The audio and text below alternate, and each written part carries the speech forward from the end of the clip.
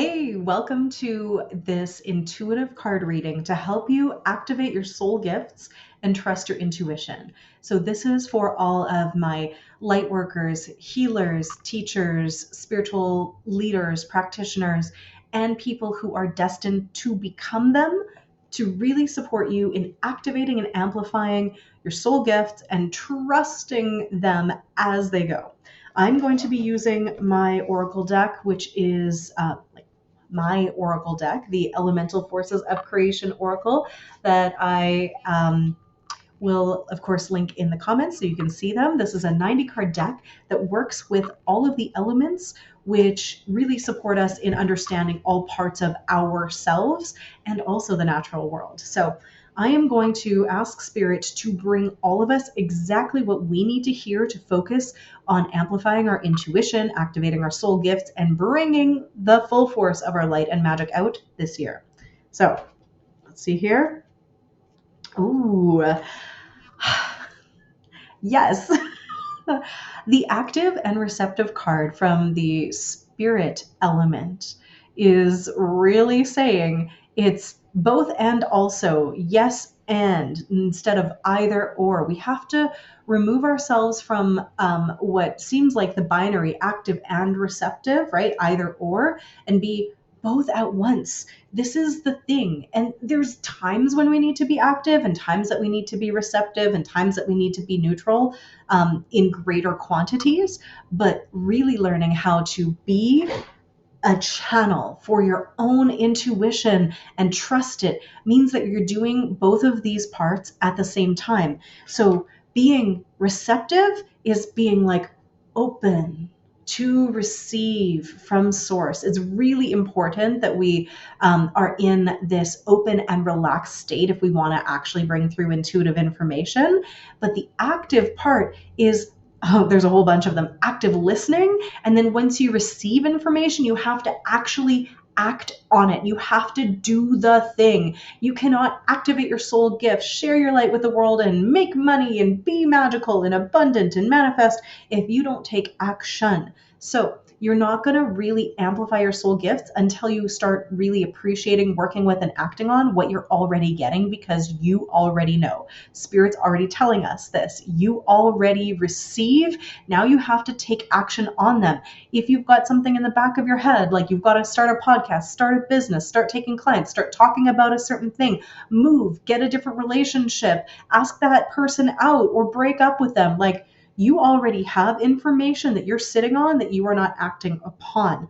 And also, we need to have a good balance of this active and receptive energy in terms of really being able to be in our beingness first, right? Where we are just in flow, we're open to receive, and also the doing, but we have to be able to work with these two states at the same time. The pieces that come through with this, especially like spiritual stuff, are oftentimes what sound like opposites, but they're really two sides of the same coin of unity, right? Active and receptive are the same thing, just at different ends of the spectrum. So deep breath in, let that all land, and let's bring through the next piece here for you. Whew. Perspective. This is an air power. And I just have a mixed deck right now, so I don't know if we're going to get one of each element. It'd be fun if we did, but we'll see. So air is the mental realm, and perspective is like how you are seeing the world, and from what angle. Are you like right in close up, or are you zooming out to the bigger picture, or are you right in there for the details? So for most of us, we can get really, really caught up with being like right, seeing life like close up, and then we can't actually see the forest for the trees. If we forget to also practice zooming out to see the higher perspective, right? So an example of this might be when you are feeling like something is not working for you, it's not going in the direction that you're going, and your perspective is like, oh my God, this sucks, I'm not getting what I want, my manifestations are not coming to me. But what is actually happening is that at the higher level, you are getting what you need, maybe not what you prefer. Maybe it's a lesson, maybe it's a catalyst. you might not have the correct perspective about it. You might not understand until you're looking in hindsight and you're like a year down the road and you're like, oh my gosh, thank goodness I didn't get that thing I wanted, because this set me up for what I actually needed, what I actually desired, right? Practicing this perspective of zooming into the details when you need to, but also zooming out to that higher perspective is going to help you be in trust and be in flow. So another deep breath in. Let's see what else you need to know. So, woo, it's another air card. And I pulled for you, I keep hitting my computer, sorry, it's like bouncing all around here, but I'm in flow. I'm not going to edit anything. You get the raw, unfiltered, unedited me today, who is as cozy as I can be, because it's like minus 40 Celsius outside. But anyway, I pulled the card of the visionary. Oh my goodness. The visionary. You are a visionary. You do have the capacity to connect with your highest self and see or feel codes from the future about what is possible and bring them through. Yes, you, if you're watching this, you are a visionary. You have this visionary capacity, not only for yourself and your life and what you're here to do, and you do know this and you do get to trust this and you're going to practice, it's going to get easier, but also for humanity. You are here as a visionary for humanity to really, truly bring us and usher us into this new world that we are co-creating. It's not just going to happen. You are part of the process of bridging that magic down to earth. So this is why activating your soul gifts, trusting your intuition, and actually being able to speak about what you see as a future potential and then take aligned action is what you require to activate the next level of your soul gifts. It's all happening, all for us. All of those things all need to happen at once. So deep breath in. What other message coming through? Okay, honoring the cycles. Here we are at an earth card right now. So I am deep in the heart of winter, and I have to understand that right now in wintertime, I can't plant my garden outside. It's not the right time. That would be stupid. The seeds would die. There are some things I could plant in winter, but not in minus 40 weather. So we have these different cycles and seasons outside, and we can see that, but we also have our own internal seasons. And our own internal seasonality is something that we don't often honor or respect. You're going to be in times where you are very active, times where you're very receptive, times where you're doing a lot of work, times where you are needing to rest. So the invitation for you is to start honoring your natural cycle instead of working against it, not pushing through, but honoring that there's going to be times when you're more productive, times when you're less productive. And when you start to attune to these natural rhythms that you have on the daily, weekly, monthly, yearly, seasonally, and in your lifetime, in your business, in your relationships, in your creations, everything will start to flow with so much more ease and grace. Our society tells us that everything should be in terms of linear growth, but that's not true. We have times when we need to let something die because its cycle is completed, be it a relationship or a business or a job or our physical being, other people in our lives, right? Everything isn't always fresh and new and beginning or at full harvest at the peak of the summer. Sometimes things go through times of decay, right? Getting older. And then we have to understand that destruction and death are part of the creative cycle. So another really important part of flowing with the energy instead of resisting it. When you are in the divine flow and aligned with nature's seasons and cycles, your life becomes magical. I promise you, when we stop working against what is and we're in full receptivity to it, full acceptance of it, and we're not in resistance to it, the magic happens there. So, my loves, let's see what else here. Okay, we are getting almost all of the elements. We're going to talk about the water element of creating emotional safety and support. And this is specifically from you to you. Like, we need to create the safety for ourselves to feel safe enough to express ourselves and also to listen to ourselves and trust ourselves. So if you are a hypercritical person to your own self and you've got an intuitive hit, like, how are you ever going to trust that? How are you ever going to trust that? The more you critique yourself, the more you judge yourself, the more you shame yourself, then the less comfortable you are going to feel in trusting yourself and having confidence in your intuition and your voice. And it cripples our capacity for creation, for manifestation, for showing up and shining. So what we can do is actually, instead of waiting for it to come from the outside, waiting for our parents or our partners or our friends to give us the safety and support, though that is important, right, to have community support, we also just need to learn how to give it to ourselves.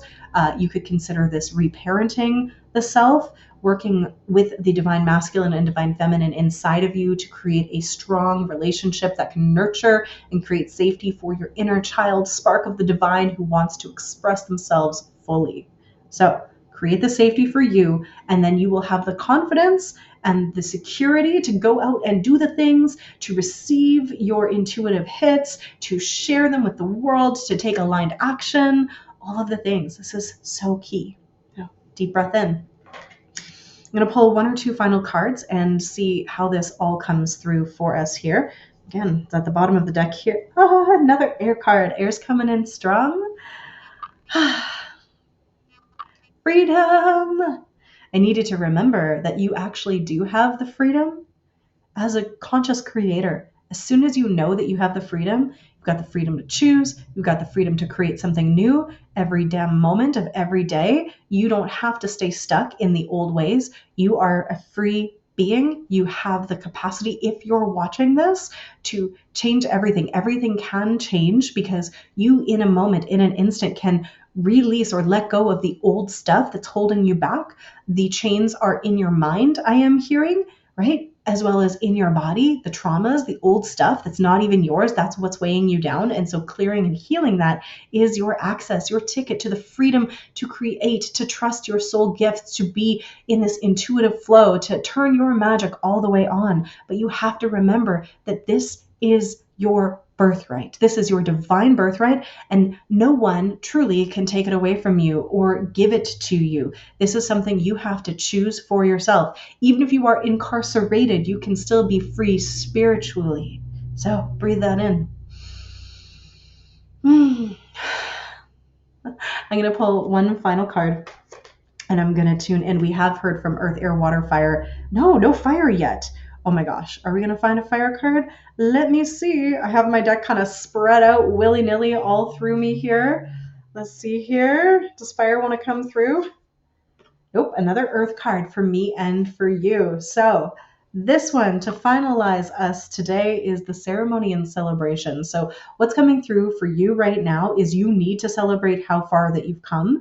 This is essential. Like the celebration is how far you've come already, and also celebrate what is yet to come. We don't want to focus on what we are lacking, but celebrating what already is and what is manifesting, what is coming through with our whole heart and our whole body too. Okay, we get to celebrate that. But the ceremony piece is important for you as well. So the ceremony doesn't have to be big, but when we're in ceremony, we are coming into presence. You can turn anything into a ceremony. You can take your water and you could just take a moment and you can bless it. Blessing your water, sending it the good vibes, sending it the abundance and the prosperity and the love and the vitality and the health, and then drinking it. Bam, water ceremony.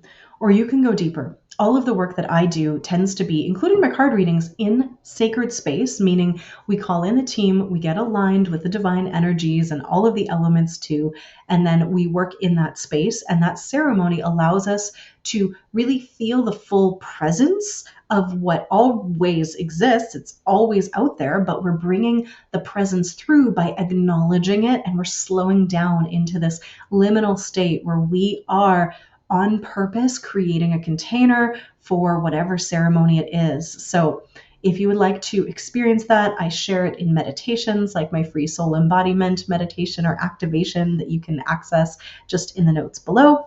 Or if you would like to get your hands on these cards because you were like, what is this? These wisdom teachings are so potent and powerful. Then you can check out the card deck there. I can teach you how to read these cards. The way that I teach people is actually by helping them create little ceremonies so the energy can flow and you are a clear freaking channel for it coming through. It's actually a super fast way to amplify your soul gifts. So we're bringing everything into ceremony and celebration, and you're going to honor the cycles. You can do that in ceremony as well, but you're not going to resist what is. You're going to allow for things to have the seasons. You're going to create the emotional safety and support for yourself so that you can have whatever experience you need to hear, you need to have, right? The experiences get to be emotional. They get to be whatever is maybe being destroyed or dying in your life. You get to hold space for the feelings you have around that, as well as for the new creations. You're going to reparent yourself so that you feel safe enough to create what it is that you are here to create, because you are a born visionary. And that visionary energy is important not only for you personally, but for the world.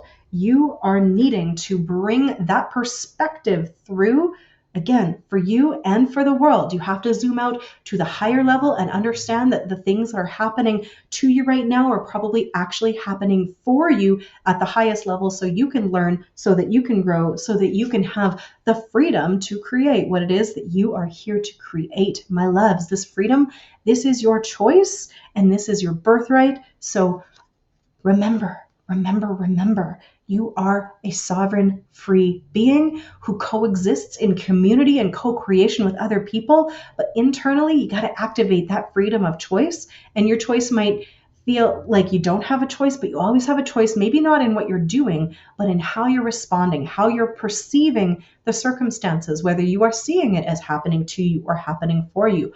All of this is your freedom of choice.